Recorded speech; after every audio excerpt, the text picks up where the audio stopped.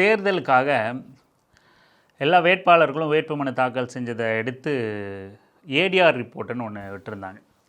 வேட்பாளர்கள் பிரமாண பத்திரம் தாக்கல் செஞ்சு அதன் மூலமாக உள்ள தகவல்களை எடுத்து கட்சி வாரியாக எந்தெந்த கட்சியை சேர்ந்த வேட்பாளர்கள் மீது அதிகமான சீரியஸான கிரிமினல் வழக்குகள் இருக்குது அப்படின்னு ஏடிஆர் ரிப்போர்ட் வெளியிட்டிருந்தாங்க. அதை புதிய தலைமுறையில் எல்லா சேனலும் மோஸ்ட்லி போட்டிருந்தாங்க. புதிய தலைமுறையில் ஒரு நியூஸ் கார்டாக போட்டிருந்தாங்க. அதில் அந்த நியூஸ் கார்டு நான் போடுறேன் பாருங்கள். என்ன விஷயம் பேசுகிறோன்னா, அதில் அதிமுக வேட்பாளர்கள் தான் முதலிடத்தில் இருக்காங்க. தீவிர கிரிமினல் கேஸ், கடுமையான குற்ற வழக்குகள் உள்ள வேட்பாளர்களோட கட்சி வாரியான சதவீதத்தை நம்ம சொல்கிறோம். அதில் முதலிடம் அதிமுக இருக்குது 35%. அதாவது 170 வேட்பாளர்களில் 60 பேர் மீது தீவிர குற்ற வழக்குகள் இருக்குது. ரெண்டாவது இடம் பாட்டாளி மக்கள் கட்சி பிடிச்சிருக்கு 33%. 18ல் 6 பேர் மீது தீவிரமான குற்ற வழக்குகள் இருக்குது. அதுக்கடுத்து பாஜக 27%, CPI communist party of India 20%. அதாவது 5 பேரில் ஒருத்தர் மீது வழக்குகள் இருக்குது. தாவேகா தமிழக வெற்றி கழகம் விஜயோட கட்சி 19%. 219% அப்படின்றது ரொம்ப கம்மியான நம்பர் மாதிரி இருக்கலாம். இப்போது அதாவது வேட்பாளர்களில் இப்போ சிபிஐ 20% அப்படி இருக்குன்னா அவங்களோட மொத்த வேட்பாளர்களோட எண்ணிக்கையே 5 தான். 5ல் ஒருத்தர் மீது வழக்கு இருக்குது அப்படிங்கிறதுனால அது 20%. 5 100% போட்டு அது 20% போட்டிருக்காங்க. ஆனால் தாவேகால 231 வேட்பாளர்களை நிறுத்தியிருக்காங்க. அதில் 19% பேர் மிக தீவிரமான வழக்கு இருக்குது. 43 பேர் மேலே கட்சி புதுசாக ஃப்ரெஷ்ஷாக ஊழலற்ற கட்சி, நாங்கள் தான் தூய்மையான கட்சி, மாற்றாக வரப்போகிறோம், ஆட்சியை பிடிக்க போகிறோம், கிழிக்க போகிறோம் அப்படின்னு பேசிக்கிட்டு இருக்கிற தமிழக வெற்றி கழகத்தோட விஜய் கட்சியோட யோகியதை இது. அதுக்கடுத்து காங்கிரஸ் இருக்குது 18%. அதுக்கடுத்து தேமுதிக இருக்குது 10%. 10%னால 10ல் ஒருத்தர் மேலே தான் இருக்குது. அதுக்கப்புறம் சிபிஐஎம் மேலே ஒன்றும் இல்லை. இதில் 0%. இதில் இந்த லிஸ்ட்டிலே இல்லாத கட்சி ஒன்று இருக்குது, விடுதலை சிறுத்தைகள் கட்சி. அவங்க இந்த லிஸ்ட்லேயே கிடையாது. குற்ற வழக்குகள் லிஸ்ட்லேயே விடுதலை சிறுத்தைகள் கட்சி கிடையாது. இந்த ஏடிஆர் புள்ளி விவரத்தை நம்ம பார்க்கும்போது இத்தனை ஆண்டுகளாக அவதூறு அள்ளி வீசப்பட்டது எந்த கட்சி மேலே அப்படின்னா விடுதலை சிறுத்தைகள் கட்சி மேலே தான். கட்ட பஞ்சாயத்து கட்சி, ரவுடி கட்சி, வழக்கு வாங்கணும்னு சொல்லிட்டாரு. அன்புமணி எல்லாம் ஒரு படி மேலே. என் தம்பிகளை நான் படிக்கிறதுக்கு தான் கூப்பிட்ருக்கேன், வழக்கு வாங்குறதுக்கெல்லாம் இல்லை, ஒரு வழக்கு வாங்கக்கூடாது அப்படின்னு கேட்டால் 2வது இடமே பாமக தான்.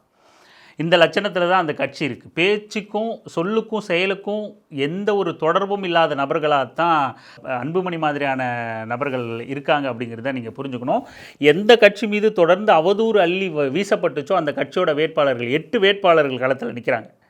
8 தொகுதி நிற்குது. எந்த வேட்பாளர்கள் மீதும் எந்த சீரியஸ் அலிகேஷனும் இல்லை அப்படின்னு சொல்லிட்டு ஏதோ நமக்கு விடுதலை சிறுத்தைகள் கட்சி ஒரு சார்பு நிலை, நம்ம ஒரு ஆதரவு நிலைப்பாட்டில் இருக்கோம் அப்படிங்கிறதுனால சொல்லலை. புள்ளி விவரம் சொல்லுது, ஏடிஆர் ரிப்போர்ட் சொல்லுது. அந்த பட்டியலே விடுதலை சிறுத்தைகள் கட்சி இல்லை, ஆனால் பாட்டாளி மக்கள் கட்சி இருக்குது. என் தம்பிங்க வழக்கு வாங்கக்கூடாதுன்னு சொன்ன அன்புமணி கட்சியின் மீது அவர்களோட வேட்பாளர்கள் 18 தொகுதி 18 வேட்பாளர்களை கிரிமினல் கேஸ் இல்லாத வேட்பாளர்களாக நிற்க வைக்க முடியாத அளவுக்கு தான் அந்த கட்சி இருக்குது. ஆனால் அந்த கட்சி இன்னொரு கட்சியை அந்த கட்சியை பிராண்ட் பண்ணுற வேலையை ரொம்ப தீவிரமாக அடங்குமறு அத்துமீறுன்னு சொல்லிட்டாங்க. எல்லார் மேலேயும் வழக்கு வாங்கணும்னு சொல்லிட்டாங்க. போராட்ட களத்திற்கு வருபவர்கள் வழக்கு வாங்காமல் செயல்பட முடியாது. எந்நேரம் போராட்ட களத்தில் கூடிய ஒரு கட்சி விடுதலை சிறுத்தைகள் கட்சி.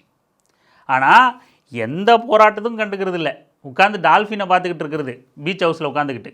அப்புறம் எப்படி இவங்க மேலே வழக்கு வந்துச்சு? எப்படி 2வது இடம் வந்தாங்க?